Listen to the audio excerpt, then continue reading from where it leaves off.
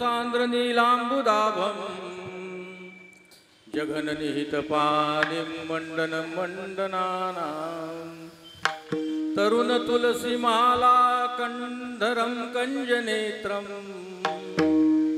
सदय धवलहासं विठ्ठलं चिन्तया पांडुरंगा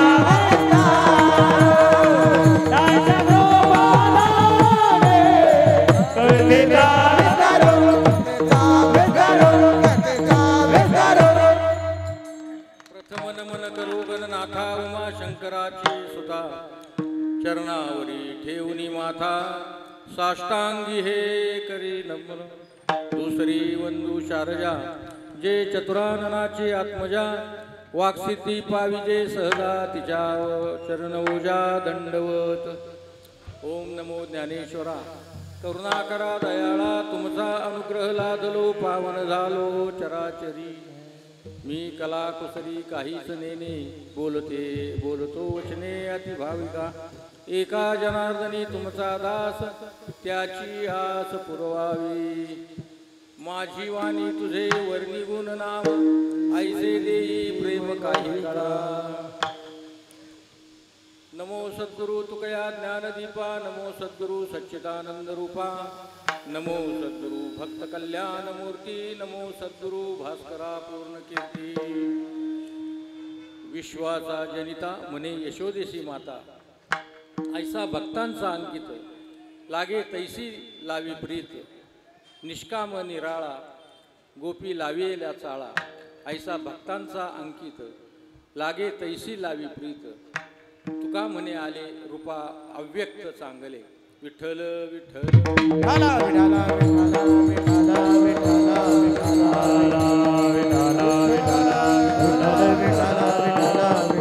विठाला विठाला विठाला प्रस्तुत प्राप्त प्रसंगी सेवेसाठी निवडलेला अभंग जगद्गुरु श्रीमंत श्री तुकोबाराया यांचा 4 चरणांचा अभंग काल्याच्या कीर्तनातील काला प्रकरणातील हा अभंग आजच्या या सेवेसाठी निवडलेला आहे।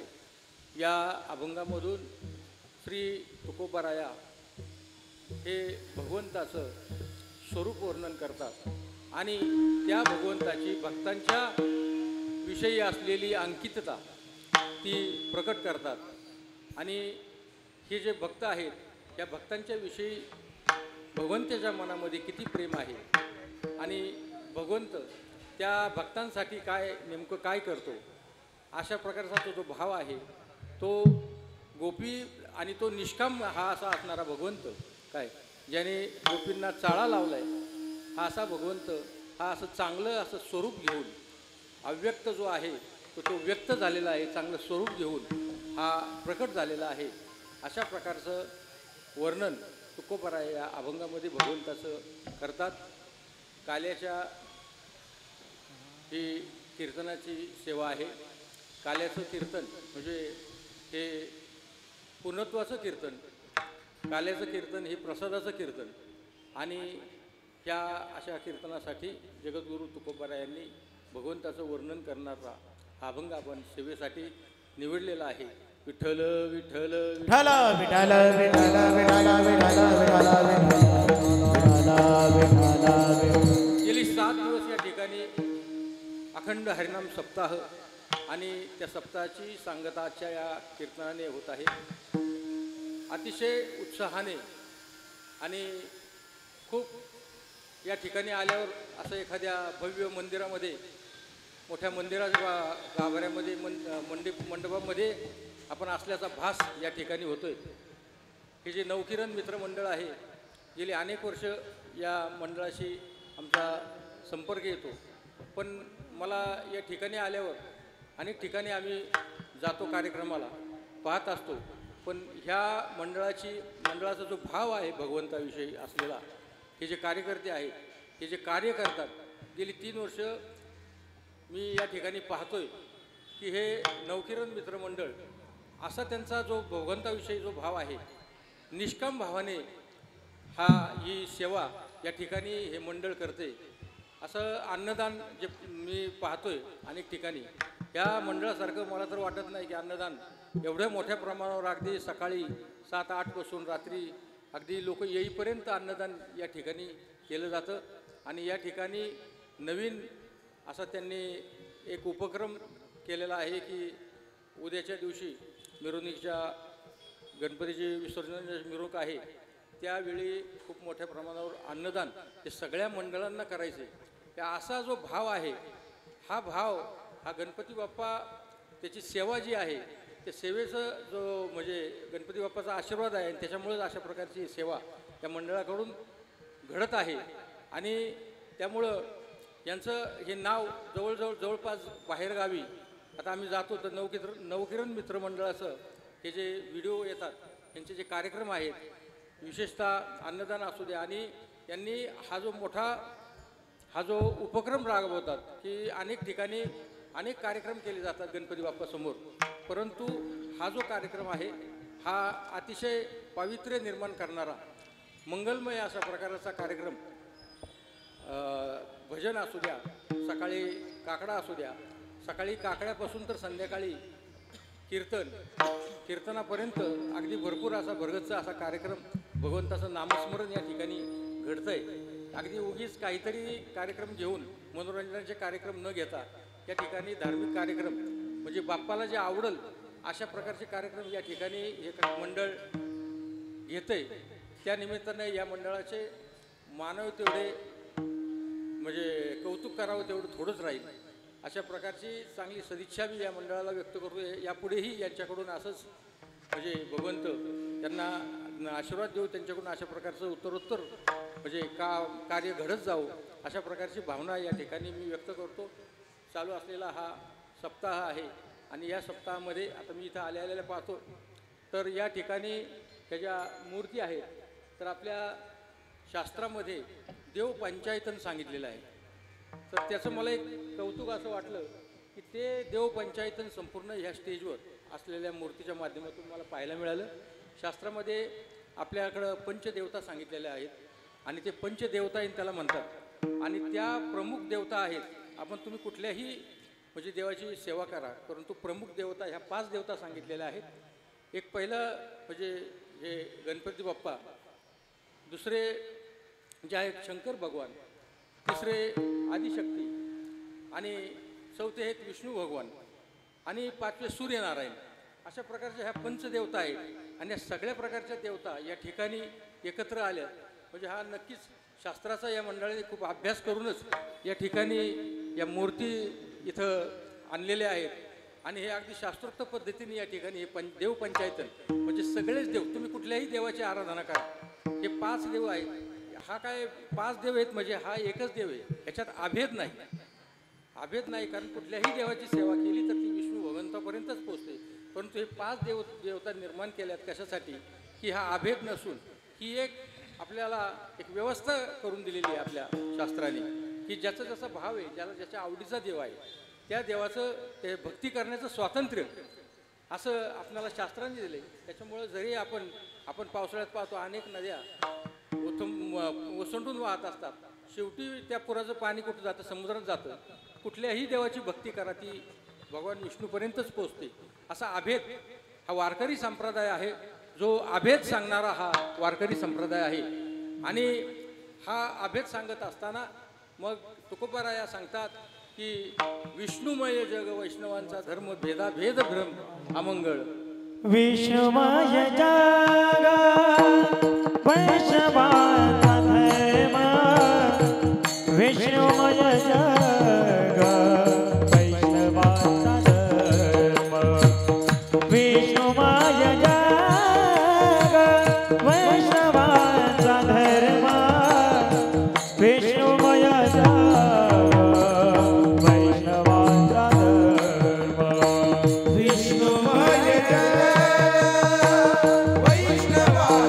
धर्म, विष्णुमय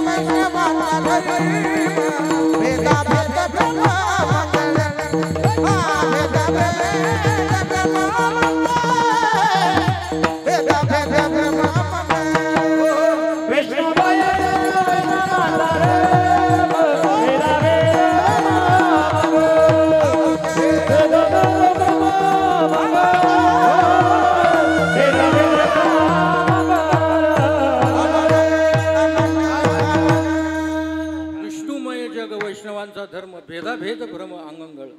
ऐकाजी तुम्ही भक्त भागवत कराल ते हित सत्य करा. वारकरी संप्रदाय भेदाभेद मानत नाही.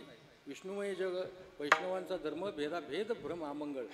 भेद मानत नाही, हा अभेद असणारा, हा अभेद मानणारा हा असा जो वारकरी संप्रदाय आहे. जगद्गुरू ज्ञानेश्वर महाराज जगात तुम्ही कुठंही जा, तुकोबाराय आणि ज्ञानोबारायासारखे संत तुम्हाला कुठं आढळणार नाहीत. आणि गाथा आणि ज्ञानेश्वरीसारखे ग्रंथ आपल्याला कुठेही पाहायला मिळणार नाही. त्यातला जे ज्ञान आहे ते आपण वाचल्यावरच आपल्याला कळतं की ज्ञानेश्वरी आणि गाथेमध्ये काय सांगितलेलं आहे. संपूर्ण कुठलाही वारकरी संप्रदाय भेद मानत नाही. भेदाभेद भ्रम अमंगळ आहे असा वारकरी संप्रदायाचा हा जो बाणा आहे. थोडक्यात सांगायचं म्हणजे तर या ठिकाणी गणपती बाप्पा असतील, भगवान शंकर आणि आदिशक्ती, त्याच्यानंतर भगवान विष्णू आणि सूर्यनारायण हे पंचदेवता आहेत. याच्यामध्ये अभेद नाही. वारकरी संप्रदाय आता सांगितल्याप्रमाणे अभेद मारणारा हा हे आहे. त्याच्यामुळं या गणपती बाप्पा असो किंवा कुठलीही देवता असो, आपण जर कुणाही देवतेचं जरी भक्ती केली, मनोभावे जर भक्ती केली तर ती ही भगवान विष्णूंनाच त्यांच्यापर्यंत पोचते. या आपल्या 3 गण मानले जातात. एक देवगण, दुसरा मनुष्यगण आणि तिसरा आहे तो राक्षसगण. हे तिन्ही जे गण आहेत त्या तिन्ही गणांचा जो स्वामी आहे, पती आहे, त्याला गणपती असं म्हटलं जातं. म्हणजे हा जो ह्या तिन्ही गणांचा देव गणपती आहे आणि या गणपती ही जी अशी मंगल करणारी ही जी देवता आहे आणि या देवतेच्या पुराणामध्ये सांगितलेलं आहे की याचा शेंदरी रंग आहे. शेंदूर नावाचा जो राक्षस आहे त्याचं मर्दन केलं या गणपती बाप्पाने आणि त्याचं जे शेंदरी रक्त ते त्या गणपती बाप्पाच्या अंगावर उडाल्यामुळं तो शेंदरी रंग हा गणपती बाप्पाला त्याच्या आवडीचा रंग हा शेंदरी रंगामध्ये आपण गणपती पाहत असतो. आणि वारकरी संप्रदायामध्ये आपण पाहिलं की कुठल्याही संतांनी जर सुरुवात करायची असेल तर गणपती बाप्पाचं मंगल केलेलं दिसतं आपल्याला. नमिला गणपती नमिला गणपती आदि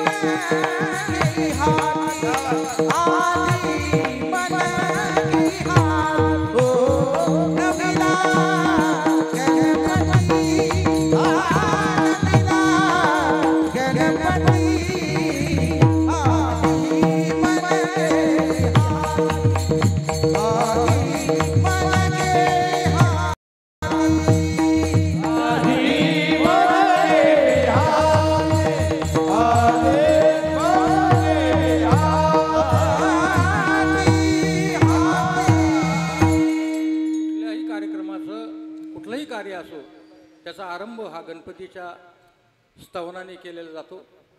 मग ते कार्य धार्मिक असो अथवा प्रापंचिक कार्य असो, आपण पाहतो की प्रत्येक ठिकाणी जर आपण साधा कुठलंही कार्य घ्या, अगदी नेहमीच्या कामातलं आपण एखादा शेतकरी असू द्या, तो शेतकरी जरी पेरणी करत असला तरी त्याला काही श्लोक म्हणता येत नाही.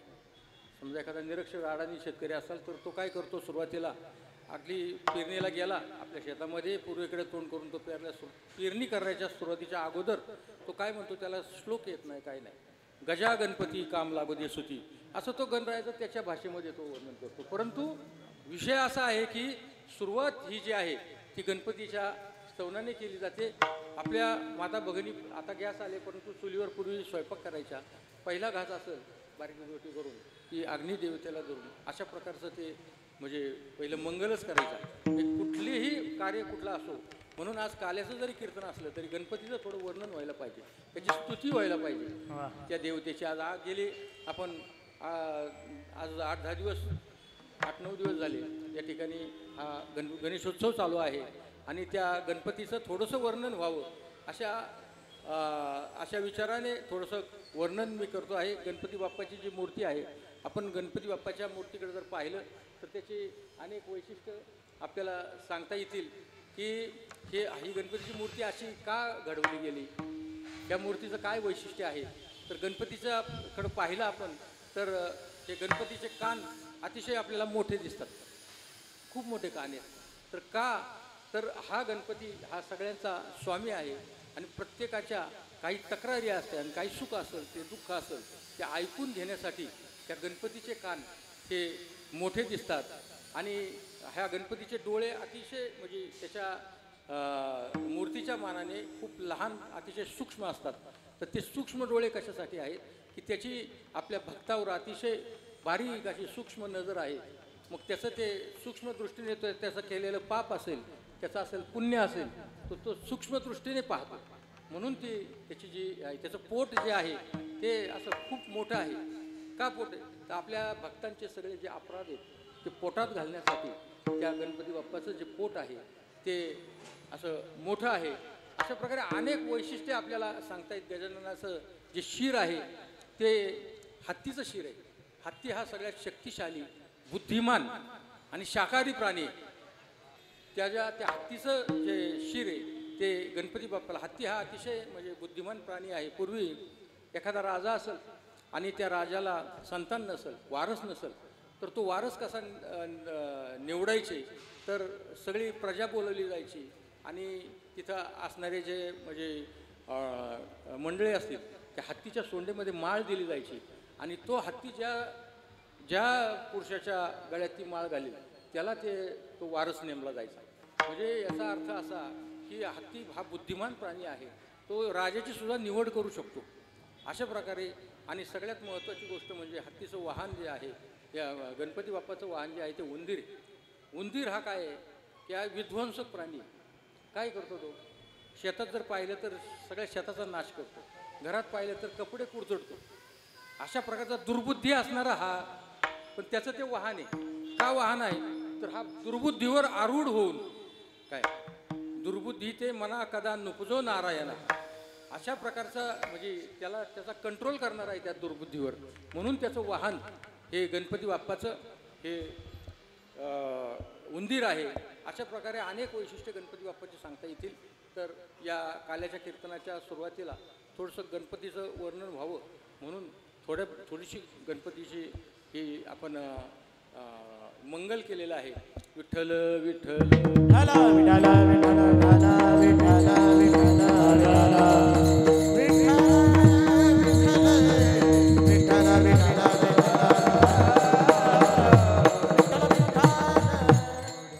काल्याचं कीर्तन आहे. काल्याच्या कीर्तनामध्ये संतांनी सांगितलेलं आहे की काल्याच्या कीर्तनाचे काही नियम आहेत. काल्याच्या कीर्तनामध्ये असे 2-3 प्रकारचेच अभंग घ्यायचे असतात. एक पहिला प्रकार म्हणजे बालकटीचे अभंग घ्यावेत, गवळणी घ्याव्यात, पण त्या गवळणी संत वाङ्मयातीलच असावेत, आपल्या मनाच्या गवळणी नसावेत. नाही तर अलीकडे काय होतं की काहीतरी आपल्या मनाची गवळण घ्यायची, शेवटी एका जनार्दनी लावायचं.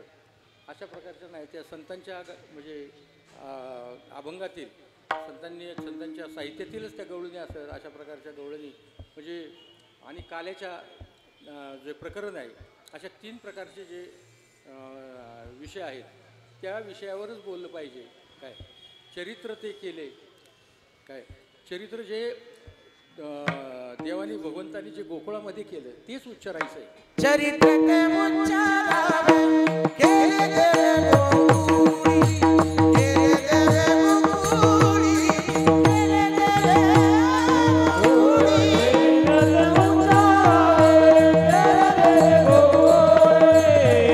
देवे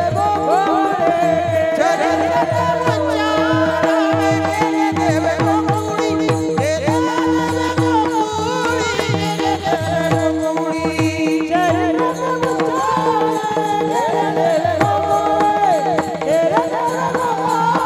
केले देवे गोकुळी. चरित्र ते उच्चारावे केले देवे गोकुळी. देवानी जे गोकुळामध्ये चरित्र केले त्याचाच उच्चार करावा. अनेक अवतार भगवंतांनी घेतलेले आहेत. सगळे एकंदरीत 24 अवतार सांगितले, त्यापैकी महत्त्वाचे 10 अवतार सांगितले. त्यापैकी प्रसिद्ध असे प्रभू रामचंद्रांचा आणि श्रीकृष्ण भगवंताचा असे 2 अवतार. आणि या 2 अवतारामध्ये जे भगवंताचं प्रभू रामचंद्रांचं जे चरित्र आहे ते आचरणात आणावं असं सांगितलं आहे. आणि श्रीकृष्ण भगवंताचं जे चरित्र आहे ते उच्चारावं, त्याचं आचरण नाही करता कामा नये. कारण त्याचं आचरण अद्भुत असं जे चरित्र आहे ते श्रीकृष्ण भगवंताचं आहे. प्रभू रामचंद्र हे मर्यादा पुरुषोत्तम आहेत. जे वाल्मिकींनी जे सांगितलं, वाल्मिकींनी जे लिखाण अगोदर केलं प्रभू रामचंद्र जन्माच्या आधी, त्याप्रमाणेच वागण्याचं मर्यादा त्या जन्मामध्ये होत्या प्रभू रामचंद्रांच्या. आणि त्या मर्यादेप्रमाणे त्याच्या पुढे प्रभू रामचंद्रांना जाता येत नव्हतं. परंतु श्रीकृष्णाचं जे चरित्र आहे ते अद्भुत चरित्र आहे. ते चरित्र मानव आचरूच शकत नाही, त्याचं आचरण आपल्याला करता येत नाही. त्याचं फक्त जर उच्चारण केलं, प्रभू रामचंद्रांच्या चरित्राचं जर उच्चार केलं तर पुण्य लाभतं. आणि याचा उच्चार नुसता केला श्रीकृष्ण भगवंताच्या तर पाप असेल ते निघून जातं. अशा प्रकारे चरित्र ते उच्चारावे केले देवे गोकुळी तुकोबारायांनी सांगून ठेवलेलं आहे. त्याच्याप्रमाणे नियम आहे की याच्या पलीकडे दुसरं काही कीर्तनामध्ये काल्याच्या बोलायचं नाही. फक्त श्रीकृष्ण भगवंताचं जे आणि तेही चरित्र गोकुळामध्ये जे आहे, म्हणजे गोकुळामध्ये भगवंताचं बालपण केलं, त्या बालक्रीडा ज्या भगवंताच्या आहेत त्याचंच वर्णन फक्त करायचं आहे. इतर काही वर्णन करायचं नाही असा जो एक नियम आहे तो काल्याच्या कीर्तनाचा नियम आहे. त्याप्रमाणे भगवंताचं आपल्या ठरलेल्या वेळेमध्ये जेवढं काही आपल्याला वर्णन करता येईल त्या बालचरित्राचं बालक्रीडेचं तेवढं वर्णन या ठिकाणी करू. विठ्ठल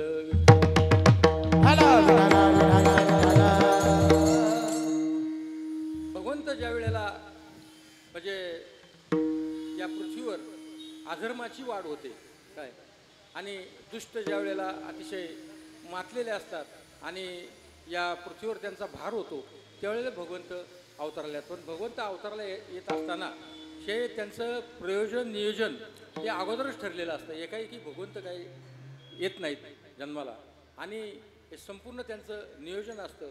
त्याप्रमाणे भगवंतांनी सुद्धा अवताराला येण्याच्या आधी तयारी केलेली आहे.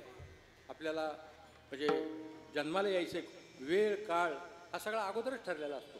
किती कुठे जन्माला यायचे, किती काळ जन्माला यायचे, कधी स्थलांतर करायचे तिथून त्या सगळ्या गोष्टी त्याचं नियोजन आधी ठरलेलं असतं आणि त्याप्रमाणे भगवंतांनी नियोजन केलेलं आहे की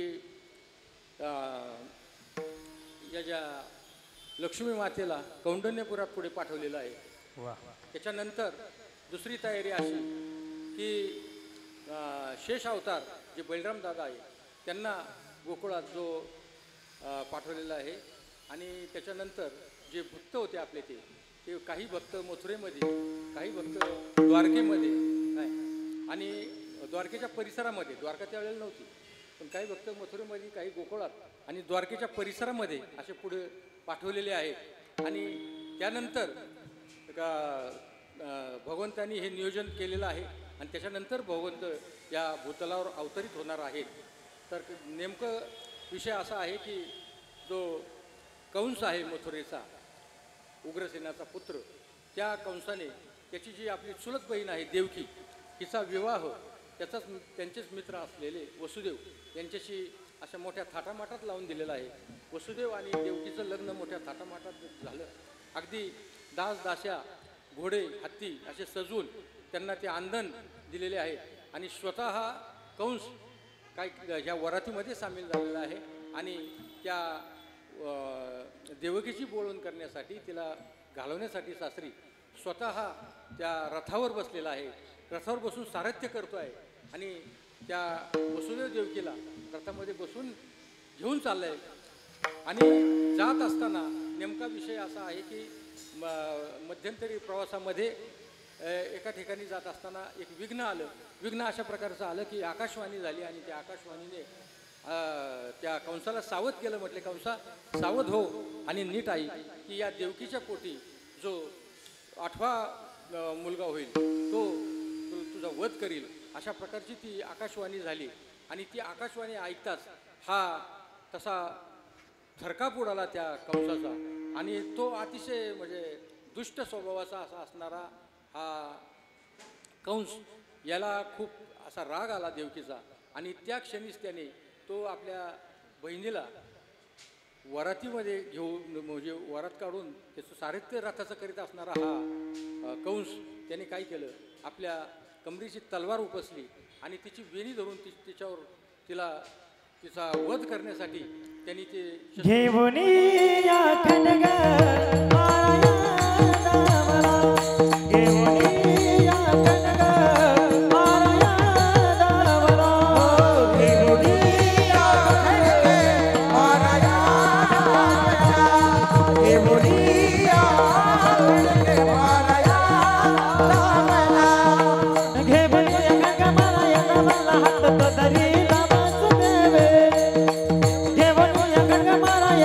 हात तो धरीला वसुदेवे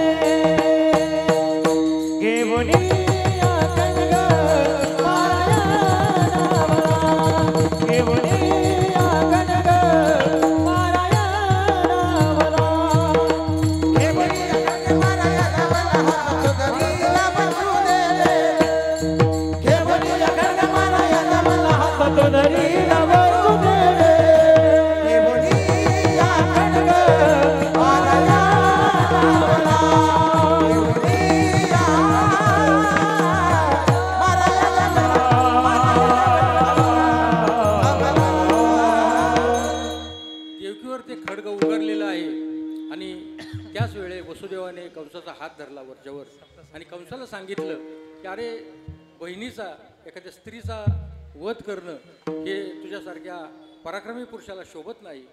तुला तर या देवकीपासून काहीच म्हणजे उपद्रव होणार नाही. तुझी आकाशवाणी नीट ऐकलेली आहे की नाही? या आकाशवाणीमध्ये या देवकीचा 8वा पुत्र येत्या तो ते तुझा वध करील. त्यामुळं देवकीपासून तुला काही म्हणजे कुठल्याही प्रकारचा त्रास होणार नाही. आणि त्याच्यामुळं तू काय कर, हा जो 8वा पुत्र आहे देवकीचा तो मी 8वा पुत्र झाले तुझ्या स्वाधीन करीन. त्याच्यामुळं तू काही हिचा वध करू नको. अशा प्रकारे त्याला समजावून सांगितल्यानंतर कंसाच्या ते लक्षात आलं आणि कंसाने त्याच्या त्या जे शिपाई होते त्या शिपाईंना सांगितलं की यांना काय करा, त्याला कारागृहात टाका वसुदेव आणि देवकीला. आणि तिथूनपासून यांचा प्रवास हा कारागृहातील वसुदेव आणि देवकीचा सुरू झालेला आहे. आणि वसुदेव देवकी त्या कारागृहात तिथं त्यांना म्हणजे पहारेकरी आहेत, बेड्या घातलेल्या आहेत हातापायामध्ये आणि अशा अवस्थेमध्ये त्या ठिकाणी या कारागृहात दिवस कंठित आहेत. एक एक त्यांना याच्याप्रमाणे ठरल्याप्रमाणे पहिला जो मुलगा झाला त्यावेळेला पहिला मुलगा घेऊन आपल्या बोलीप्रमाणे वसुदेव त्या कंसाकडे घेऊन गेलेला आहे. आणि कंसाने ते मूल पाहिलं आणि कंसाच्या लक्षात आलं की आपल्याला जर सांगितलेलं आहे की आपल्याला 8वा जो पुत्र आहे त्याच्यापासून धोका आहे, त्याच्यापासून आपला वध होणार आहे. यांनी तर काहीच केलं नाही. तो जो पहिला पुत्र होता देवकीचा तो वसुदेवाच्या परत स्वाधीन केलेला आहे. म्हटलं घेऊन जा, हा मला याच्यापासून काही धोका नाही. परंतु त्या ठिकाणी नारद मुनी त्या ठिकाणी अवतरले आणि त्यांनी सांगितलं की अरे म्हटले तू 8वा जो म्हणजे 8वा असं सांगितले, तू तिकडून इकडं जरी मोजलं तरी 8 होतील आणि पहिल्यापासून इकडं मोजलं तरी 8च होतील. त्याच्यामुळं 8वा हा पहिला 8वा होऊ शकतो आणि हा जो 8वा आहे काय तो पहिला होऊ शकतो. अशा प्रकारे त्याचा बुद्धिभेद नारदांनी केला. त्याचं कारण असं होतं की त्याचं पाप हे कंसाचं पापी दैत्य ते माधरे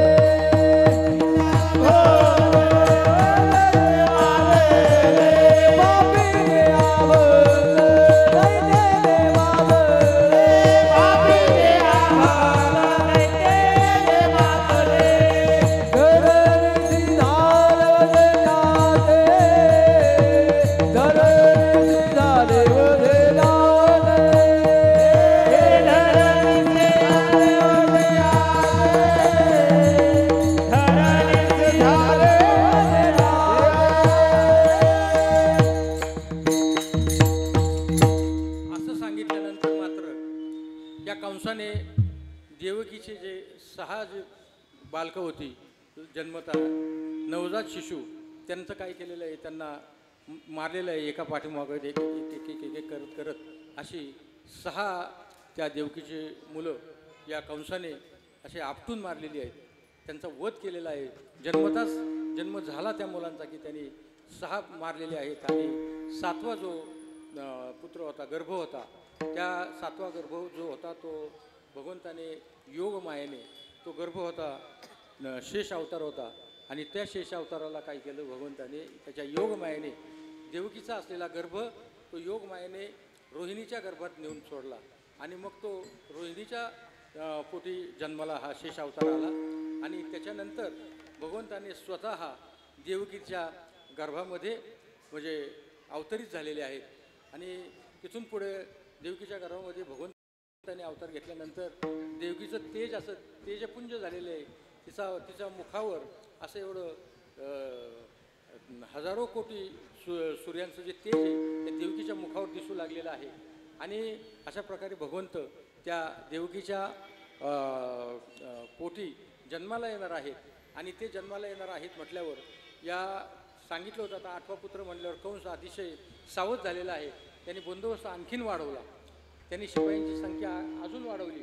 साखळदंडामध्ये हे देवकी आणि वसुदेव आहेत. पहारेकरी जास्त वाढवलेले आहेत. आणि अशा कडक बंदोबस्तामध्ये या देवकीच्या गर्भामध्ये असणाऱ्या भगवंताचं म्हणजे वाढ होत आहे. आणि तो दिवस जो भगवंताने निवडलेला दिवस होता की मथुरेत भगवंताला जन्म घ्यायचा होता त्याप्रमाणे तो दिवस होता की तो वर्षा ऋतू होता. आणि वर्षा ऋतू श्रावण मास होता, अष्टमीचा दिवस होता, तो रोहिणी नक्षत्र होतं, मध्यरात्र होती आणि अशा वेळेला त्या भगवंताचं प्रकटीकरण त्या कारागृहामध्ये झालेलं आहे. देवकी माता बेशुद्ध आहे आणि वसुदेवाने मात्र देवकी शेजारी हे ब्रह्म पाहिलेलं आहे आणि तो जो जन्माला आला तोच मुळात चतुर्भुज रूपामध्ये आलेला आहे. श्री वत्सलांछन काय आणि पितांबर नेसलेला असं तेजोमय बालक भगवंतांनी पाहिलं, या वसुदेवाने पाहिलं आणि ते पाहिल्याबरोबर त्यांच्या लक्षात आलं. पहिलं सुरुवातीला त्यांना थोडंसं म्हणजे ते थोडे गडबडले की एवढं असं मोठं म्हणजे कसं दैदिप्यमान हे जे बालक आहे ते पाहून मग नंतर त्यांच्या लक्षात आलं की हा जो भगवंतच आपल्या म्हणजे भगवंताच्या रूपाने, हा पुत्ररूपाने भगवंत जन्माला आलेला आहे.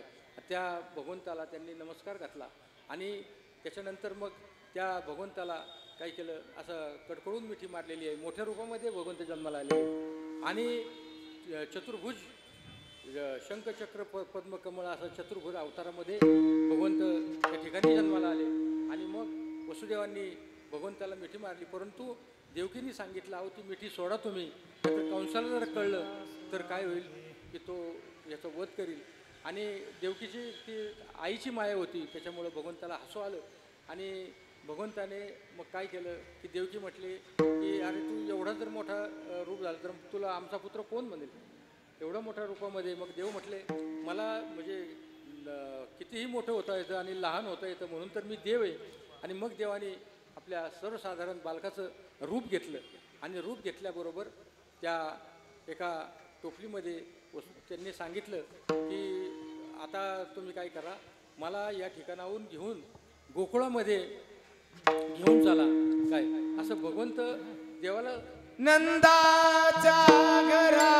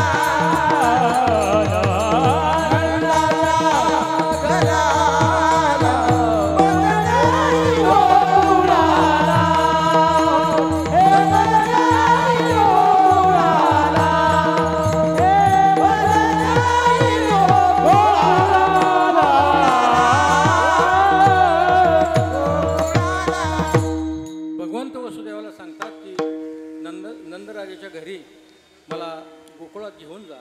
त्या ठिकाणी माया जन्माला आली आहे यशोदेच्या पोटी आणि तिला घेऊन या आणि तिच्या जागेवर मला ठेवा असं सांगितल्यानंतर वसुदेवांनी त्या बालकृष्णाला टोपलीमध्ये घातले आणि मग काय झाले की बेड्या ह्या सगळ्या गळून पडलेल्या आहेत त्यांच्या पायीची बंधने गळती, पायीची बंधने गळती, हो पायीची बंधने गळती, पायीची बंधने गळती. हरी उचली ना कमलापती, पायीची बंधने गळती, पायीची बंधने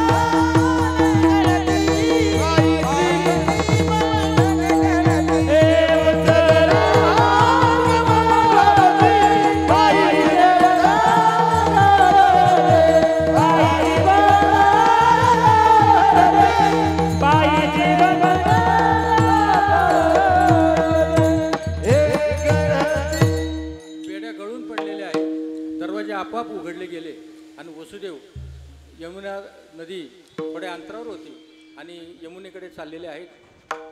ढग असा वर्षाव करीत आहेत, हळूवार पाऊस पडतो आहे आणि तो पाऊस लागू नये म्हणून शेष नागाने त्या भगवंतावर असं आपल्या नागाचं म्हणजे फण्याचं छत्र धरलेलं आहे आणि त्याच्या पाठोमाग चाललेले आहेत. वसुदेव भगवंताला घेऊन यमुनेला आले. यमुनेला महापूर आलेला आहे आणि पूर आल्यावर काय झालं आहे की भगवंताच्या पायाला स्पर्श झाला यमुनेच्या पाण्याचा. पुढं गेल्यावर पुढं आला चाट जागी जावी जागी जावी जागी जावी उरगडला चाट जागी जावी जागी जावी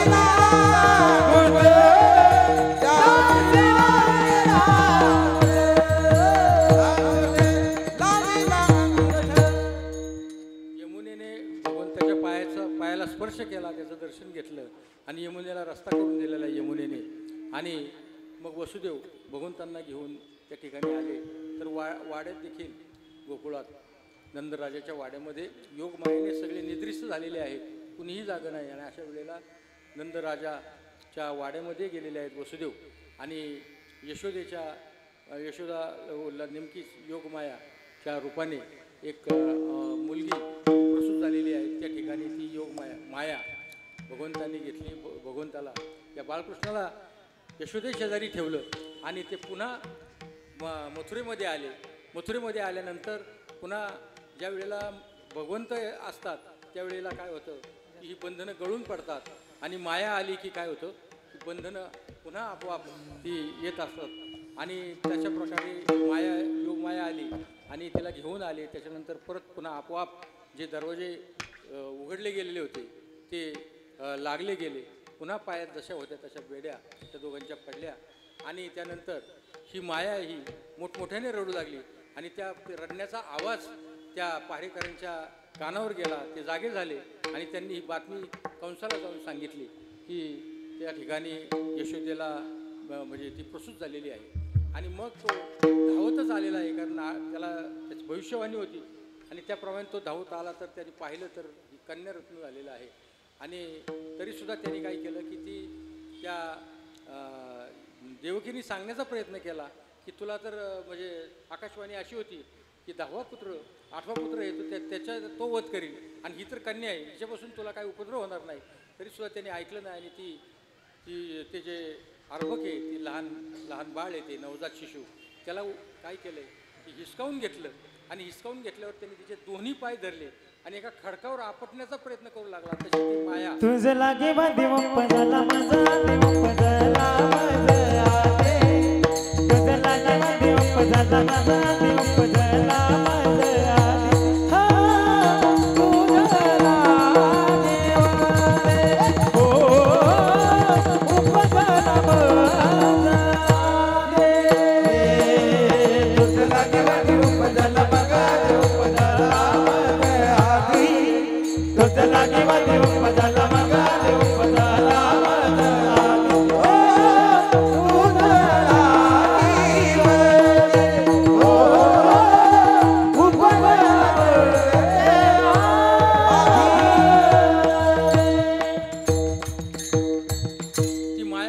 गेली आणि कंसाला ती देवीच्या रूपामध्ये अष्टभुजा असलेली ती देवी दिसली आणि त्या देवीने सांगितलं की तुझा जो काळ आहे तुझा वध करणारा आहे तो माझ्या अगोदरच जन्म त्यांनी घेतलेला आहे.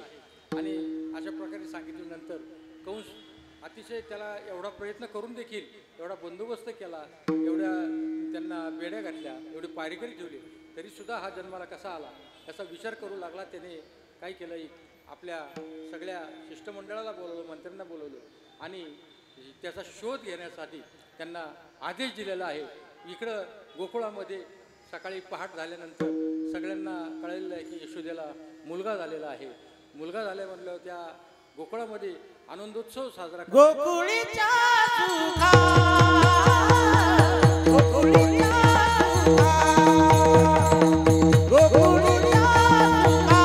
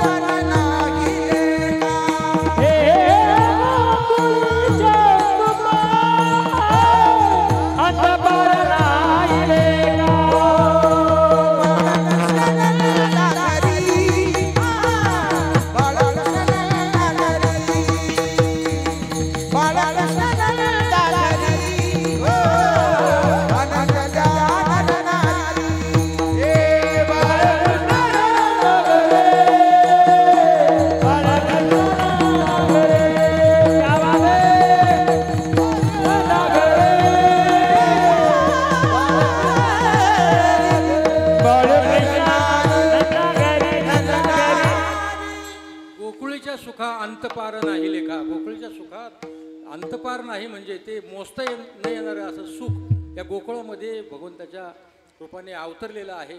आनंदल्या नरणारे अगदी आनंदी आनंद त्या गोकुळामध्ये झालेला आहे. आणि भगवंत आलेत आणि त्याच्यामुळं दैन्य दारिद्र्य हे गोकुळामधून काय झालेलं आहे पळून गेलेलं आहे. त्या ठिकाणी सगळा आनंदी आनंद गोकुळामध्ये झालाय. गवळण मनती हो मनती गवळणीला गवळण मनती हो मनती गवळणीला पुत्र झाला यशोदेला. गवळण मनती हो मनती गवळणीला पुत्र झाला यशोदेला. मनती हो मनती गवळणीला पुत्र झाला यशोदेला. एक धावती धावती एकी पुढे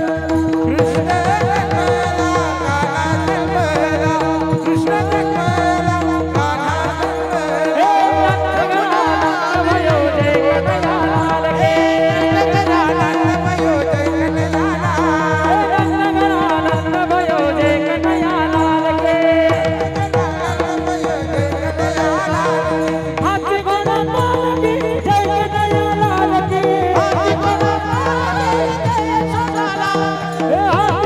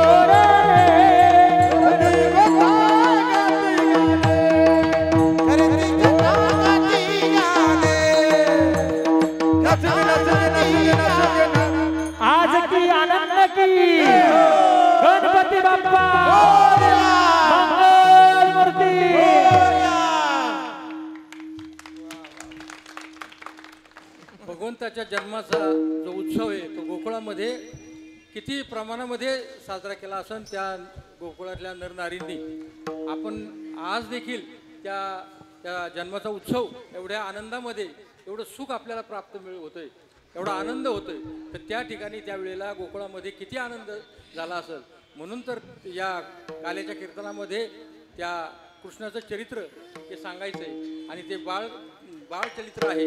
त्या चरित्रामध्ये एवढा आनंद आहे की तो आनंद आपण इतका उपभोगतोय की त्यावेळेला किती आनंद झाला असेल. त्या सगळ्या गोकुळातल्या मंडळींनी काय केलंय, त्या गोपींनी आपल्या सडा संमार्जन केलेलं आहे, गुढ्या तोरणे आपल्या उभारलेली आहेत आणि एकमेकींना काय करतात, त्या साखर वाटतात.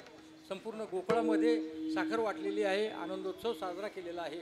आणि अशा प्रकारे भगवंत त्या ठिकाणी त्याच्या उलट परिस्थिती ही या मथुरेमध्ये आहे. मथुरेमध्ये वातावरण अतिशय उदास आहे, इकडं आनंद आहे आणि तिकडे उदास आहे. जिथून भगवंत जातात त्या ठिकाणी उदासीच निर्माण होते. आणि अशा मग तिथं या कंसाने आपल्या मंत्र्यांना सांगितलंय की ते जे तो जो मुलगा आहे जन्मलेला त्याला तुम्ही काय करा, त्याचा शोध घ्या आणि त्याला इथून तो नक्कीच त्याला, कारण की आकाशवाणी कधीही खोटी ठरणार नाही. आणि त्याप्रमाणे त्यांनी आपल्या कामाला त्यांना लावलेलं आहे. इकडं हा जो बाळकृष्ण आहे 5 दिवसांचा झालेला आहे आणि 5व्या दिवशीच त्या कंसाने पुतनेला पाठवलेली आहे. आणि ही पुतना अतिशय दुष्ट राक्षसी कंसाने गोकुळामध्ये पाठवलेली आहे. तिने ती मायावी असल्यामुळं तिने एका सुंदर स्त्रीचं रूप धारण केलेलं आहे. अतिशय अशी भरजरी तिने शालू नेसून असा आंबाड्यावर असा तिने मोगऱ्याचा तो जो गजरा घातलेला आहे, अतिशय म्हणजे सुंदर देखणं रूप तिने धारण केलं. आणि त्यानंतर ती वाड्यामध्ये आलेली आहे आणि त्या वाड्यामध्ये ज्या यशोदा मैया आणि रोहिणी होत्या त्यांच्याशी तिने आपली ओळख सांगितलेली आहे. तुम्ही अतिशय तुमच्या जवळच्या नात्यातली आहे आणि मला खूप आनंद झाला आहे बाळकृष्ण जन्माला आला आहे म्हणून, आणि मी त्याला पाहायला आलेली आहे. आणि म्हणून ती त्या ठिकाणी त्यांच्याशी बोलत असताना बाळकृष्ण पाळण्यात झोपलेले आहेत आणि तिने काय केलं, ते उचलून त्या बाळकृष्णाला घेतलं आणि तिने काय केलं की असं अतिशय काळकुट्ट जे विष असतं त्याला तशाप्रमाणे जे विष आहे ते आपल्या स्तनाला लावून ती आलेली आहे आणि तिने बाळकृष्णाला आपल्या मांडीवर घेऊन त्याला स्तनपान करायला लागलेली आहे. आता भगवंतानी काय केलं की भगवंताचं ते पहिलंच गिऱ्हाईक अगदी, कारण त्याला त्याच्या लहानपणापासूनच त्याच्यावर अशा प्रकारची संकट, हे पहिलं संकट होतं. एकावर एक संकट अजून येणार आहेत भगवंताला माहिती आहे आणि त्याचा निपात कसा करायचा त्याच्यासाठी तर त्यांचं ह्या दुष्टांचं निर्दालन करण्यासाठी तर हा अवतार आहे भगवंताचा. आणि त्याचा श्रीगणेशा इथं झालेला आहे. आणि मग त्यांनी काय केलं, तिचे प्राण तिचे स्तनपान करून तिच्या दुधासहित तिचं रक्त ओढून शोषून घेतलेलं आहे आणि तिला अशा अतिशय वेदना देऊन तिला काय झालेलं आहे की म्हणजे एक प्रकारची मुक्तीच भगवंतानी, जे दुष्ट जरी असली तरी तो सनकादिकाचे निमाने काय सायुजी सोरसू दिधला पुतणी जे का विषाचे नि स्तनपाने मारू आली. ज्ञानेश्वर महाराजांनी वर्णन केलेलं आहे की जी स्तनामध्ये विष घेऊन आली होती तिला सुद्धा सायुज्यता मुक्ती त्या भगवंतांनी प्रदान केलेली आहे. तिचा अंत त्या ठिकाणी झाला आणि ती मूळ रूपामध्ये आलेली आहे. तिचा असा अगडबंब असा देह राक्षसी तो त्या ठिकाणी पडलेला आहे आणि हा भगवंत तिच्या छातीवर अगदी निर्धास्तपणाने तो खेळत आहे. सगळ्या गवळणी धावत आल्या आणि त्यांनी हा चमत्कार पाहिला. घाईघाई भगवंताला उचलून घेतलेला आहे. अशा प्रकारे अनेक संकट आलेले आहेत. श्रीकृष्ण हळूहळू हळूहळू भगवंत मोठे झालेले आहेत आणि भगवंत आता काय झाले, रांगायला लागले. तळवे तळ हात टेकीत, तळ हात टेकीत,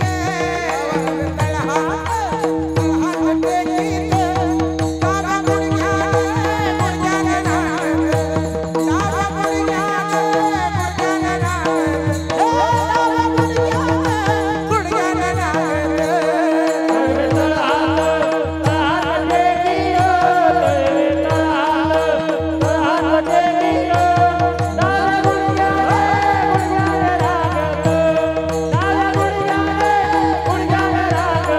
Oh,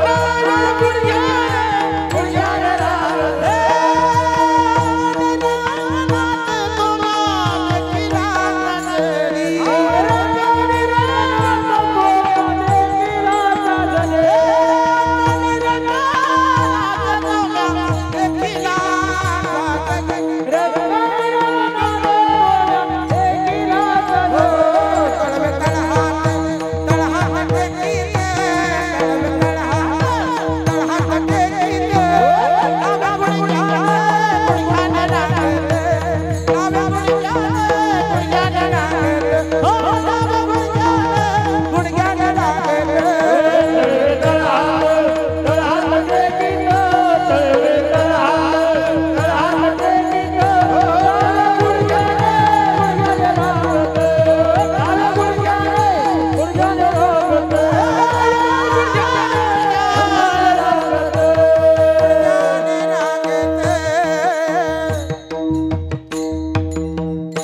भगवंत रांगायला लागलाय आणि हळूहळू हळू मोठा होत होत होत एक एक पाऊल टाकायला लागला आणि पाऊल टाकता टाकता एके दिवशी ही यशोदा मैया सगळ्या आपल्या दासींना कामाला लावून स्वतः दही घुसळत होती रवीने आणि दही घुसळत असताना हा भगवंत त्या ठिकाणी आलेला आहे चालू लागलेला आहे पळू लागलेला आहे दुडदुडू आणि त्या ठिकाणी आल्यानंतर त्यांनी काय केलं की ते त्या यशोदेच्या हातामधली रवी हातातली घेतलेली आहे आईने ओळखलेलं आहे की याला भूक लागलेली आहे मग त्या यशोदेने त्याला मांडीवर घेतलं आणि मांडीवर घेतल्यावर त्याला स्तनपान करू लागली परंतु त्याची भूक काय भागलेली नाही तो स्तनपान करतोय आणि तेवढ्यात यशोदेने चुलीवर दूध ठेवलं होतं आणि ते दूध उतू जायला लागले म्हणून तिने काय केलं घाई या बाळकृष्णाला खाली ठेवलं आणि ते दूध परत उतरून पुन्हा आली तर पाहिलं तर ते दह्याचं मडकं ते फुटलेलं होतं सगळं आणि सगळं ते दही ते सगळं सांडलेलं होतं आणि कृष्ण बघू तो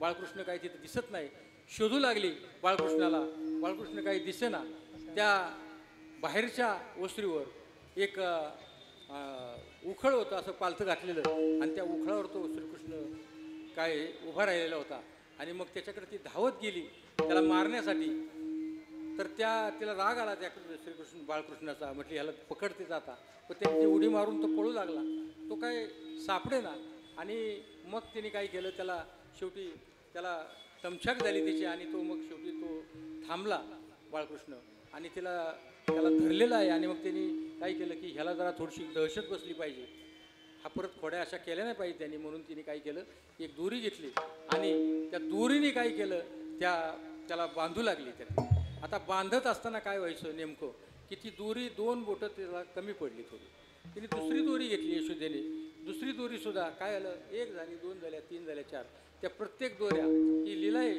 बाळकृष्णाची भगवंताची की ती दोरी काय पुरेना प्रत्येक वेळेला ती दोरी काय व्हायची 2 बोटं कमी पडायची आणि मग ती घामाघूम झालेली आहे मग त्याला पाहावे ना त्याला जरा वाईट वाटलं आपल्या आईचं आणि मग त्यांनी काय केलं स्वतः बांधून घेतलं गवळणी बांधिती धारणासी गळा खेळे या गोपाळा माझी ब्रह्म अशा प्रकारे त्यांनी स्वतःला बांधून घेतलेलं आहे हा जगाचा मालक आहे हा विश्वनियंता भगवंत तो स्वतःला काय करतो या गवळणीच्या हाताने बांधून घेतो आणि अशा प्रकारे त्याच्या बाललीला या चालू आहे आणि एक दिवस रांगत म्हणजे पळत खेळत असताना अंगणामध्ये गेलेला आहे आणि त्या बलराम दादाने पाहिलं की हा बाळकृष्ण माती खातोय तो लहानच आहे आणि त्या अंगणातली त्यांनी माती खाल्ली आई गाई मी नाही खाल्ली ग माती आई गाई मी नाही खाल्ली ग माती आई मी नाही खाल्ली ग माती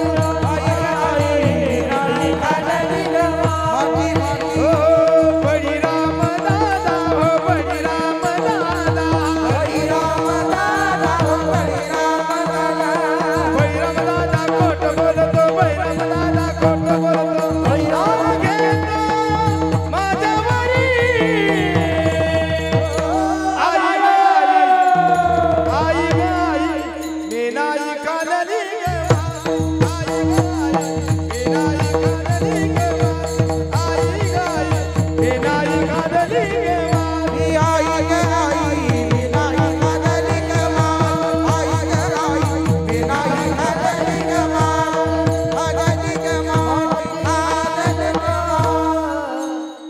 बळीराम दादाने सांगितलं की यशोदेला की बाळकृष्णाने माती खाल्लेली आहे यशोदा धावतच आली हातामध्ये काठी घेऊन आली त्याला मारण्यासाठी आणि त्याला विचारलं बाळकृष्णाला की तू खरंच माती खाल्ली का त्याने सांगितलं आई मी नाही माती खाल्ली आणि मग ती म्हटली नाही तू खोटं बोलतो मला दाखव तोंड आ करून दाखव आणि मग त्या बाळकृष्णाने काय केलं की तोंड असं आ केलंय मोठं केलंय आणि त्या तोंडामध्ये यशोदेने काय केलं त्याला ब्रह्मरूप दर्शन भगवंतांनी दिलेलं आहे काय सप्त पाताळे बरं का ही संपूर्ण पृथ्वी 14 भुवने त्या भगवंताच्या मुखामधून तिने पाहिलेली आहेत. विश्वदर्शन भगवंताने तिला घडवलेलं आहे आणि ती मात्र अशी एवढं तिला पाहण्याचं सामर्थ्य तिच्यात नाही यशोदे मातेमध्ये. आणि मग ती काय आली, तिला भोळ येऊन पडली आणि तोपर्यंत कृष्ण तिच्या हातातून निष्ठून निघून गेलेला आहे. अशा प्रकारच्या एक एक एक एक एक एक क्रीडा या बाळकृष्णाच्या चाललेल्या आहेत. आणि हा जो बाळकृष्ण आहे तो मोठा झालेला आहे. तो गल्लीत आला आणि गल्लीत आल्यानंतर त्या बाळकृष्णाने आपले सवंगडी जमा करायला सुरुवात केलेली आहे. काय ते बाळकृष्णाचे सवंगडी कसे होते की लंगडा, लुळ्या, पांगळे, असे खुळे अशा प्रकारची ही सवंगडी होती बाळकृष्णाची. आणि मग त्यांना गोळा केलेला आहे. आणि मग त्या बाळकृष्णाने विचारलं की अरे आपण तर गोकुळातले आहोत, इथं तर एवढा मोठा दुधाचा व्यापार आहे, की जो मथुरा जे राज्य आहे त्या राज्याला हे एवढं छोटंसं गाव यमुने तीराचं की सगळं दूध आणि दही पुरवतंय. आणि असं असताना देखील तुम्ही असे दुबळे कसे बाळगोपाळ, असा प्रश्न विचारल्यानंतर त्यांनी सांगितलं की ते जे दूध आहे ते सगळं मथुरेच्या बाजारात जातं आणि आम्हाला फक्त काय मिळतं, ताक मिळतं. आणि मग ते ताक मिळतं म्हटल्यावर मग भगवंतांनी सांगितलं की तुम्ही काय करा, आता यापुढं मी सांगतो तसं ऐकायचं. आणि ते सांगितल्यानंतर मग त्या भगवंतांनी सांगितलं की एखादा मोठा वाडा पहा ज्या ठिकाणी जास्त माल आहे, दही दूध आपल्याला भरपूर मिळेल. तुम्ही माझ्या मागं या, तुम्ही याल तरी या रे लागे, अवघे माझ्या मागे मागे, आजी देतो पोट भरी, पुरे म्हणाल तो वरी. तुम्हाला पोट भरेपर्यंत मी देतो. तुम्ही फक्त काय करा, आता कुठला वाडा आहे तो शोध घ्या, एकांतामध्ये असलं पाहिजे तो, आणि अशा वाड्यामध्ये आपण जाऊ, मी तुम्हाला पोटभर आज खायला घालतो. आणि अशा प्रकारे मग त्या भगवंतांनी सांगितल्यानंतर ही सगळे टोळी जी आहे भगवंताची ग्वाल बाल संघटना स्थापन केली भगवंतांनी. आणि ही गोपाळांची ही संघटना यांनी तो एक वाडा निवडलेला आहे. आणि मग त्या ठिकाणी गेले. त्या ठिकाणी गेल्यानंतर भगवंताला विचारलं त्यांनी बाळकृष्णाला की वाडाचा बंदोबस्त आहे, आपण आज जायचं कसं.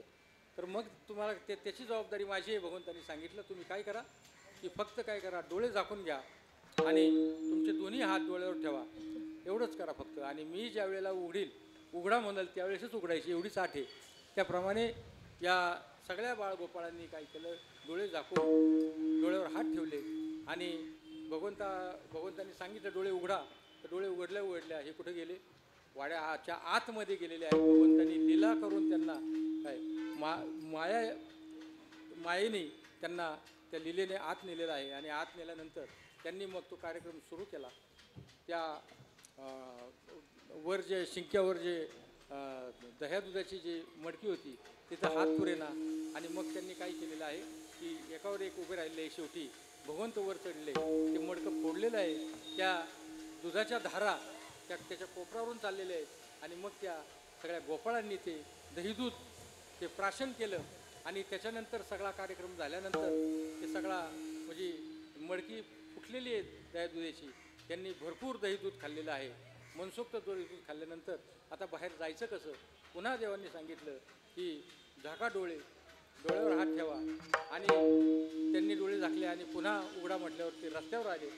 तर हे झालं कसं असं म्हणत मग हा रोज त्यांचा कार्यक्रम सुरू झाला की झाका डोळ्यावर हात ठेवा, वाड्यात जायचं, पुन्हा डोळे झाकायचे, पुन्हा हात ठेवायचा, बाहेर यायचं. असं करत करत या एक दिवस काय झालं की पेंद्याच्या लक्षात आलं की हे डोळे झाकणे आणि उघडण्याच्या मध्ये काय नेमकं हे आपल्याला एकदा पाहायला पाहिजे. आणि मग पेंद्याने काय केलं की आत गेलेले आहेत. आणि बाहेर येताना भगवंतांनी पुन्हा सांगितलं झाका डोळे. सगळ्यांनी डोळे झाकले. आणि मग या पेंद्याने काय केलं, आपल्या दोन्ही बोटांच्या फटीमधून पाहायला सुरुवात केली की नेमकं आपण काय होतंय, आपण आत बाहेर जातो. आज श्रीकृष्ण भगवंत काय नेमकं लीला करतोय की त्या पेंद्याला पाहायची इच्छा होती. आणि मग ते सगळे डोळे झाकले. आणि परत उघडा डोळे म्हणल्यावर काय झालं, सगळे गोपाळ बाहेर आले. आणि हा त्या एका अशा मोठ्या खिडकीमध्ये हा पेंद्या अडकून पडलेला आहे. निम्म शरीर त्याचं बाहेर आहे आणि कमरेपासून खाली लोंबकळलेला अवस्थेमध्ये पेंद्या आहे. आणि पेंद्या तिथं अडकला. आरडाओरडा ऐकून सगळ्या गवळणी त्या ठिकाणी आल्या. आणि आल्यानंतर चोर चोर चोर चोर म्हणून सगळे जमा झाले. आणि मग अरे हाच नेहमी आपल्या ठिकाणी नासधूस करतोय म्हणून गवळींनी म्हटले ह्याला काय करा. त्यांनी त्याचे पाय धरलेले आहेत त्या गवळणींनी. आणि या गोपाळांनी काय केलं की बाहेरून त्याचे हात धरून ओढतात, गवळीने आतमध्ये त्याचे पाय ओढतात आणि या पेंद्याचे हात गोपाळ ओढतात. रबरासारखा तो ताणलेला आहे त्या ठिकाणी. खूप हाल त्या पेंद्याचे झाले आणि त्याच्यानंतर गवळीने म्हटल्या की ह्याला इतका मारा, ह्याच्या पायावर इतका मार द्या की हा पुन्हा आला नाही पाहिजे या पायाने चालत. इतका मारला त्याला आणि मारल्यानंतर मग भगवंताने त्याला बाहेर ओढून काढला आणि मग त्याने विचारलं, भगवंता हे नेमकं काय, असं काय घडलं, का असं झालं? तर भगवंतांनी सांगितलं की असं फटीतून बघितलं की असंच होतं. त्याच्याकरता भगवंताचं म्हणजे जर ऐकलं नाही, आपली बुद्धी चालवली तर आपल्याला काय होतं, त्रास हा भोगावाच लागतो. अशा प्रकारे एक एक एक एक लीला या भगवंताने त्या ठिकाणी चालू केलेल्या आहेत. आणि हा जो असा भगवंत आहे तो भगवंत विश्वनिर्माता आहे, विश्वाचा जो जनिता आहे, हा विश्वनिर्माण ज्यांनी केलं काय की ही जी सगळी गुण आहे ज्याच्या पोटामध्ये आहे काय, तर त्या म्हणजे हा अधिपती आहे, विश्वाला निर्माण करणारा जगदनियंता हा जो भगवान तो यशोदेला काय म्हणून हाक मारतो की ज्याने ब्रह्मदेवाला जन्म दिलेला आहे. ब्रह्मदेव ज्याचा मुलगा झाला आहे तो कुणाचा मुलगा झाला, यशोदेचा मुलगा झाला. आणि तो यशोदेला काय म्हणून हाक मारतो, आई म्हणून हाका मारतो. विश्वाचा जनित विश्वाचा जनित विश्वाचा जनित विश्वाचा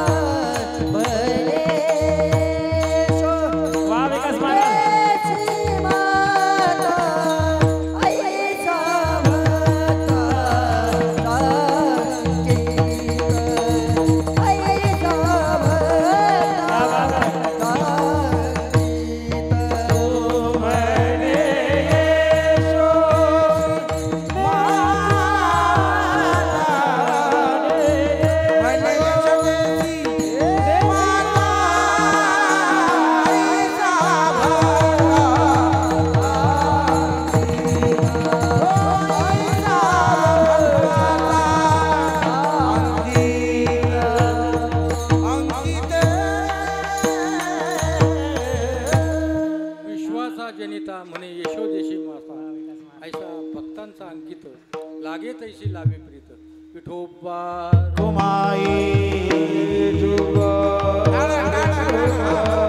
हरि जय जय विठोबा, हरि जय जय हरि जय जय विठोबा,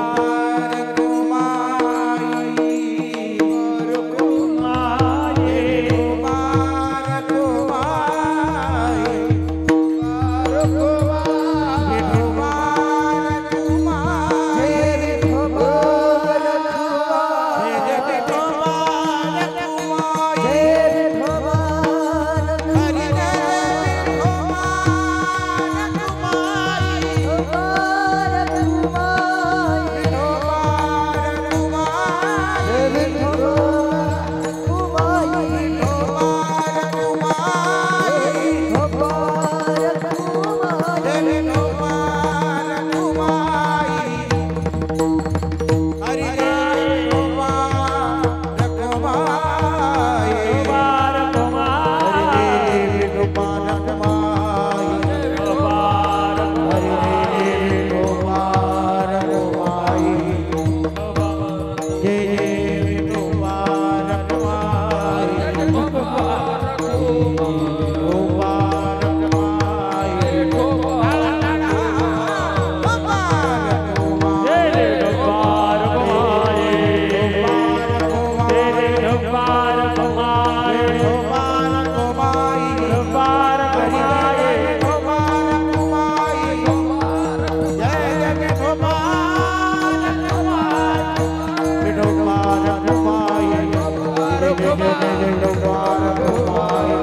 हरी रे पुंडलिक वरद हरी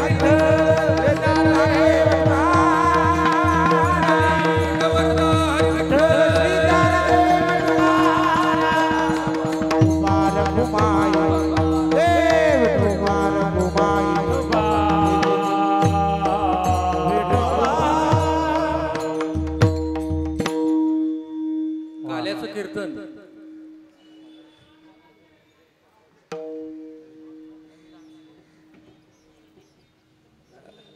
आज या काल्याच्या कीर्तनाच्या निमित्तानं किती म्हणजे या कृष्ण जन्माचा आनंद, या प्रसंगाचा आनंद आपण या ठिकाणी एवढा घेतला. गोकुळामध्ये जे सुख प्राप्त झालं, कसं प्राप्त झालं याचा थोडासा का आपल्याला अनुभव या ठिकाणी आला. त्याचं कारण असं आहे की अतिशय गुणीजन मंडळी महाराष्ट्रामध्ये ज्यांचं नाव आहे, अशी जे मंडळी आहेत, विनायक महाराज आहेत आमचे गायक, अतिशय गोड गायन करतात, नाचून गायन केलं त्यांनी अगदी.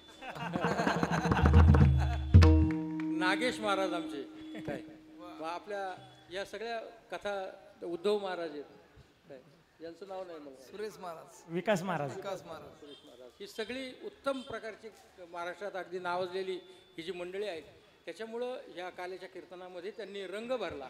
रंगदेवता या ठिकाणी निर्माण झाली, उभी राहिली. आणि सगळ्यात महत्त्वाची गोष्ट म्हणजे आमचे जे पखवाज वादक आहे, काय त्यांचं नाव, युवराज महाराज, युवराज युवराज युवराज युवराज. वा, काय ती कला आहे. एक दिवस महाराष्ट्रात एक नंबरचं नाव आहे या युवराजचं. एवढी कला आहे, असा उत्तम प्रकारचा म्हणजे वादक या ठिकाणी लाभला. आमचे टोमते महाराज सुद्धा त्याच तोडीचे या ठिकाणी. सिद्धेश्वर महाराजांनी तर या ठिकाणी नियोजनच केलेले आहे संपूर्ण ह्या. अशी सगळी ही जी वारकरी मंडळी आमची, लहान वारकरी माझे काय, हे सखे ते माझे सोयरे सज्जन सांगाती पाया ठेवती विठोबाचे, हे आमचे सगळे सोयरे आहेत काय, असे सांगाती आमचे.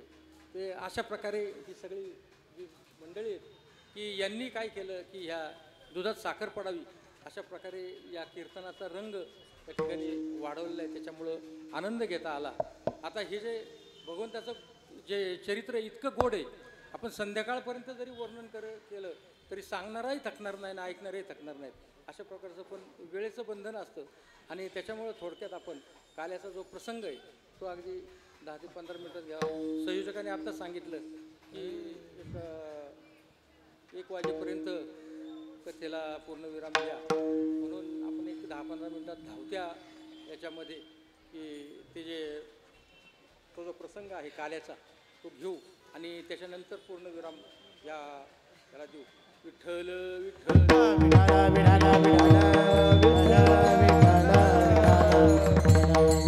विठ्ठला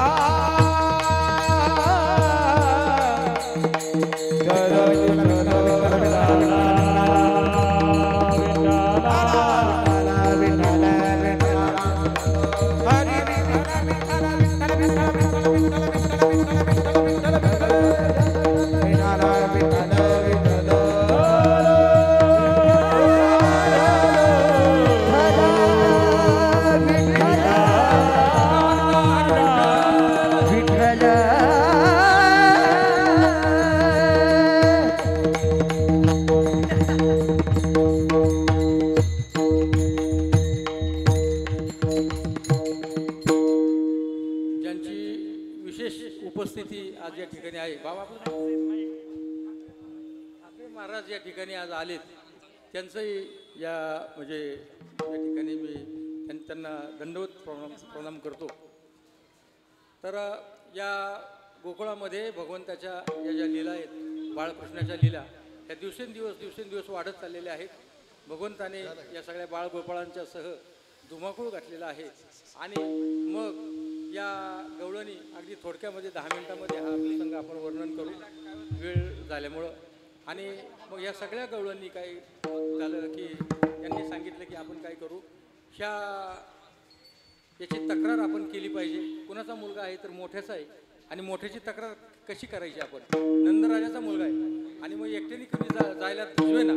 आणि मग या सगळ्यांनी काय केलं, सगळ्या गवळणी एकत्र झाल्या आणि म्हटल्या आपण काय करू, या यशोदेला आणि नंदराजाला ह्या बाळकृष्णाच्या तक्रारी आपण सांगूया. आणि त्या तक्रारी सांगितल्यामुळं काहीतरी आपला हा रोजचा जो म्हणजे हा जो बाळकृष्ण धिंगाणा घालतो त्याला काहीतरी आवर पडावा म्हणून ह्या सगळ्या गवळणी त्या ठिकाणी गेलेल्या आहेत. आणि यशोदेला सांगतात की तुझ्या या बाळकृष्णाला तू आवर घाल. आवरी आवरी आपुला गाना, आवरी आवरी आपुला गाना, छोटे बहिणी तुझी दी गाना, छोटे बहिणी तुझी दी गाना, छोटे बहिणी तुझी दी गाना.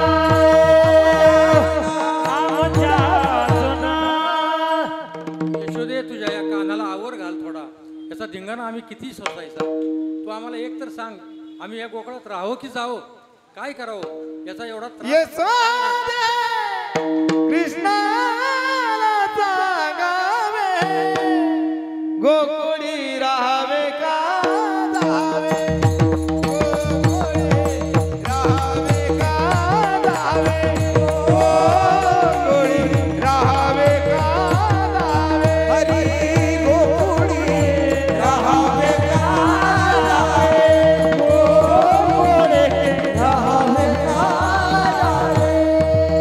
अवघ्या मिळोनी गवळणी येतील ताचे, अवघ्या मिळोनी गवळणी येतील ताचे, आदरी माझे कृष्णाचे सांगावे, गोकुळी राहावे का जावे, गोकुळी राहावे का जावे, गोकुळी राहावे का जावे. या गोकुळामध्ये आम्ही राहावं की जावं अशा प्रकारे त्यांची गाराणी ऐकून घेतली यशोदेने. आणि यशोदेने आता सांगितलं, आता मनात सांगितलं की आता ती गाराणी खूप आपण ऐकून घेतली. आणि मग ते गारानं जे आहे ते नंदराजाला त्यांनी सांगितलेलं आहे. बाळकृष्णाच्या वडिलांना नंदराजाला सांगितलं की या सगळ्या गवळणी त्रासून गेलेल्या आहेत. आता त्या सांगतात की या गोकुळात राहायचं का आम्ही जायचं हे तुम्ही आम्हाला सांगा. या कृष्णाच्या त्याच्या खोड्यांनी आम्ही त्रासून गेलोय, तर त्याचा काहीतरी बंदोबस्त करायला आवर घाला अशा प्रकारचं सांगितल्यानंतर मग नंदराजांनी सांगितलं की आता त्याच्यावर एकच उपाय आहे की याला गोकुळात ठेवायचं नाही. गोकुळात ठेवायचं नाही म्हणजे काय करायचं की याला शाळेत पाठवलं पाहिजे. आता त्या काळी कुठे शाळा होत्या, मग त्या शाळा म्हणजे काय की गाई घेऊन यमुनेच्या तीरावर काठावर त्यांना चारायला घेऊन जायचं. आणि मग गाई गोपाळ सौगडी वना, गाई गोपाळ सौगडी वना, गाई गोपाळ सौगडी वना, गाई गोपाळ सौगडी वना, वना वना, गाई गोपाळ सौगडी वना, गाई गोपाळ सौगडी वना, गाई गोपाळ सौगडी वना, वना. आणि मग त्या गाया घेऊन सांगितलंय की उद्यापासून काय करा कृष्णा, तू आता गाई वळायला तू जायचंय, यमुनेच्या तीरावर गाई घेऊन जा. आणि अशा प्रकारे तो निघालेला आहे. परंतु काय कुठल्याही शाळेत जायचं म्हटलं त्याचा गणवेश असतो, मराठीत त्याला काय म्हणतात, युनिफॉर्म. तर त्या गणवेश गोराख्याचा गणवेश काय, भगवंताने काय केलंय, डोक्यामध्ये मोरपीस खवलेला आहे, खांद्यावर घोंगडी घेतली, पावा आहे, हातामध्ये काठी, खांद्यावरी कांबळी,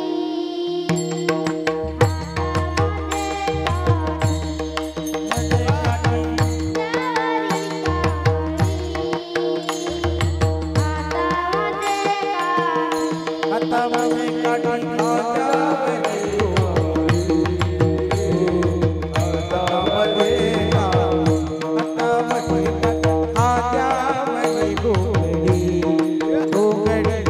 हातामध्ये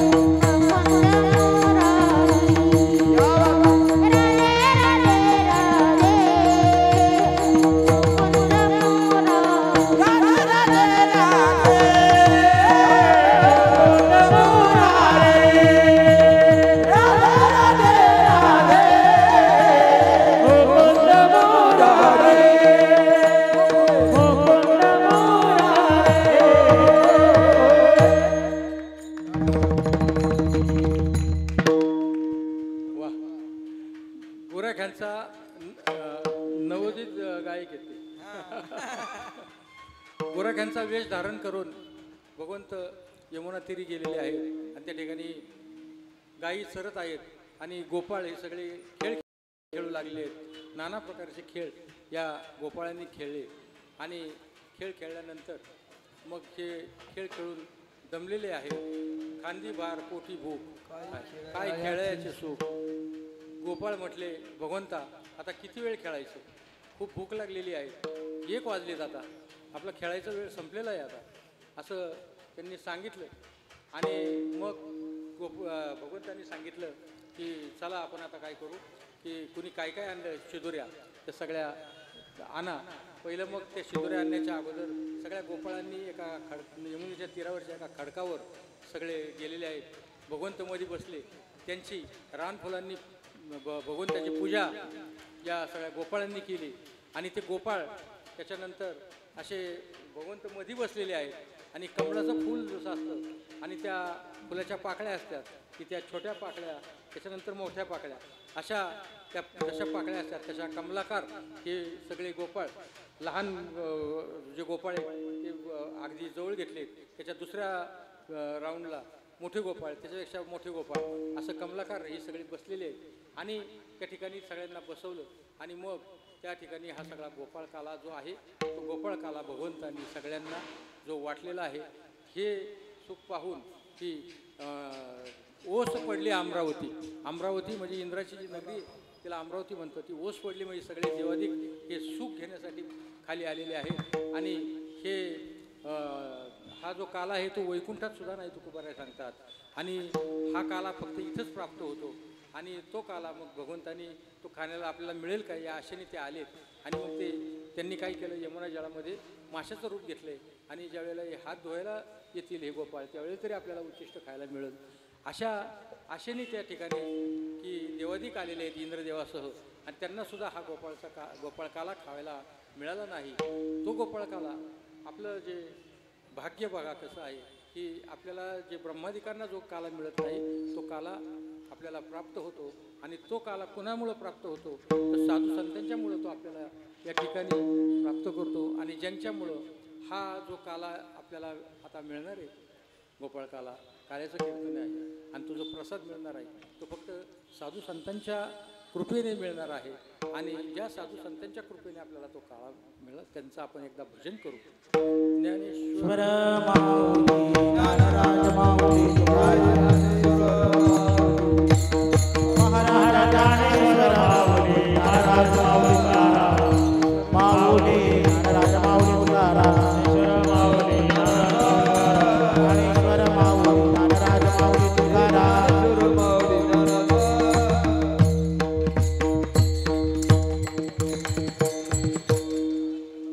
आत्तापर्यंत या काल्याच्या कीर्तनाचा आनंद ज्यांनी द्विगुणित केला, जो आवाज आपल्या कानापर्यंत ते सुमधुर बसवला.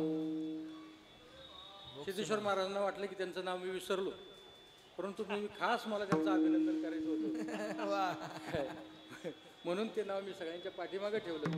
आणि ज्यांनी हा जो संतोष दिला आपल्याला आनंद दिला काय ते संतोष महाराज भोक्षे यांचं जे सिस्टीमवर ज्यांची अतिशय म्हणजे प्रत्येक वेळेला म्हणजे कथा असो कीर्तन असो आमच्या बरोबर असतात. अतिशय गोड अशी सुंदर सिस्टीम आपल्या कानापर्यंत ज्यांनी पोचवली ते त्यांचं देखील या ठिकाणी अभिनंदन करू.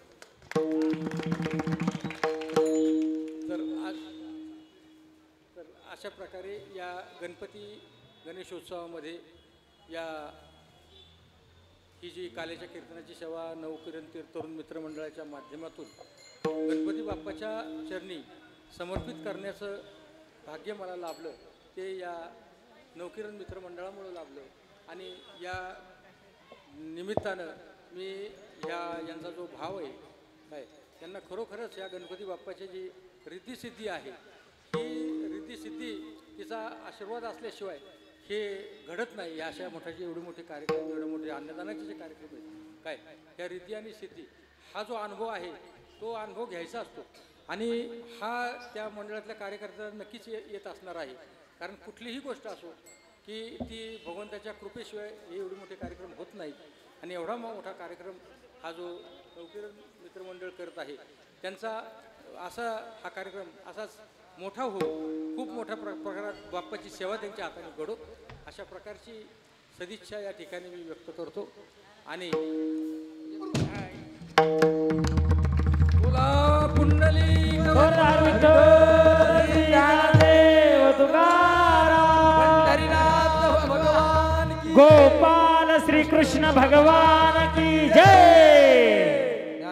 विठ्ठल जय विठ्ठल जय विठ्ठल जय विठ्ठल जय देवी. शिंगे लांबे गेले असू द्या. कंठी धरिला कृष्ण मने अवघा जने प्रकाश काला वाटू एकमेका वैष्णवनिका वाकोलिया ब्रह्मादिका उत्तम लोका दाखवू. सर्व भरून घ्या, सर्व व्यवस्थित भरून घ्या दोन्ही हाताने. तुका म्हणे भूमंडळी आम्ही बळी गिरधारी काला वाटू एकमेका वैष्णवनिका. जय विठ्ठल जय जय विठ्ठल. कोडे भत्तरे समापराध महाराज तुम्ही आनाय विचारिला अधिकार सर्व भरून घ्या. दोघं जण भरून घ्या. व्यापराध महाराज तुम्ही बाहेर करा बाजूमध्ये. ज्ञानेश्वरा राजा पाया पैकी करा क्षमा करा. व्यवस्थित भरा. हा ज्ञानदेव तुकाराम बोली दे गुरु वेडे वा कोडे उठले करा क्षमा महाराज तुम्ही. आनाय विचारिला अधिकार व्यापराध करा क्षमा अपराध महाराज तुम्ही. तुका म्हणे ज्ञानेश्वरा रागा पाया पैकी करा क्षमा अपराध महाराज तुम्ही. ज्ञानदेव तुकाराम ज्ञानदेव तुकाराम ज्ञानदेव तुकाराम हा झाले समाधान आता उठा हा करून यारती चक्रपाणी वळते आजी पापावो सखळा पुण्यवंता तुम्ही बाळाजपूर हा तुका वाही डाळ वा संधिला जवळी आजपूर प्रेम संप्रज्ञानती गोविंदा वळ धन्य नित्य करते अवलोकन बाळा पुराणी मुक्ता वळते परमानंदा धन्य धन्य नित्य करते अवलोकन नामा म्हणे ते सेवा सिद्ध गुण राहिलो तथा धन्य धन्य नित्य करते अवलोकन योग्या 28 विठेवरी उभा मागे रघुमाई देवी शोभा पुंडलिकाच्या विप्रमाले शरणे वारे उदरी जगा जय देव जय पांडुरंगा वारी पांडुरंगा लक्ष्मी वल्लभराई जवानो पाले जो लगा जय देव तुळशी माळा देवळी कंठी कासे पितांबर कसूर लागे देव सुरवरा जय देवी करुणा चंद उडविनाथ जय देव जय पांडुरंगा हरी पांडुरंगा रत्माई वल्लभराई वल्लभाई जवला जय देव जय आषाढी कार्तिकी भक्त जने हो साधू जने चंद्रभागे माझे स्नान जय करी दर्शन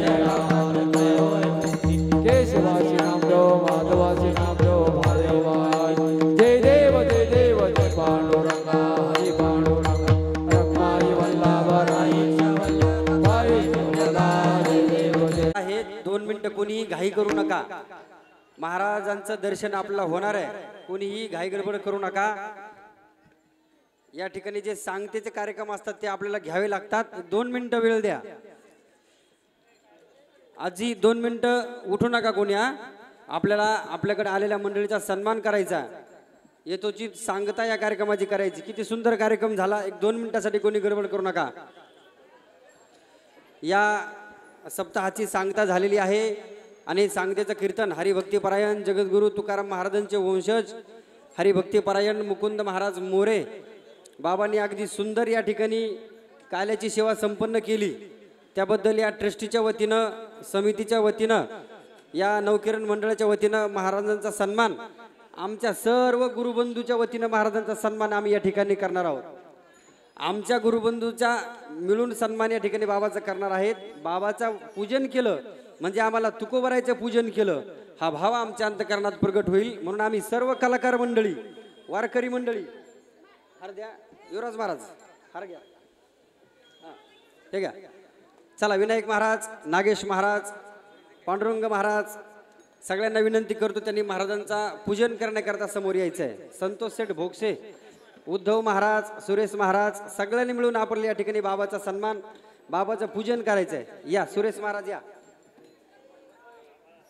सर्व मंडळी पुढे या. हरिभक्तीपरायण ओंकार दादा कांबळे या ठिकाणी आलेले आहेत. दादांना विनंती करतो महाराजांचा सन्मान या ठिकाणी